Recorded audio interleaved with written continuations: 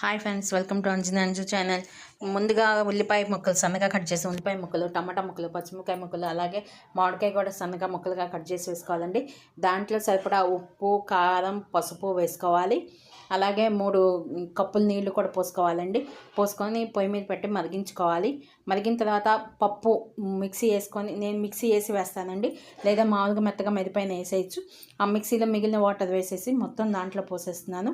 బాగా మరగనివ్వాలి.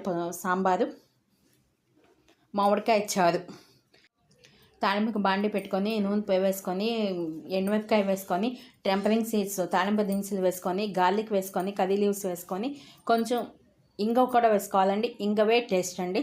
ఇంగువ చాలా బాగుంటుంది. కంపల్సరీ ఇంగువ వేసుకోవాలండి. ఇంగువ వేసుకొని మీకు ఇష్టం లేకపోతే ఇంగువ వదిలేసేయండి. సాంబార్లో వేసుకొని అలాగే కొత్తిమీర కూడా వేసుకొని మొత్తం కలిపెట్టుకొని ఆఫ్ చేసుకోవటమే. Thank you.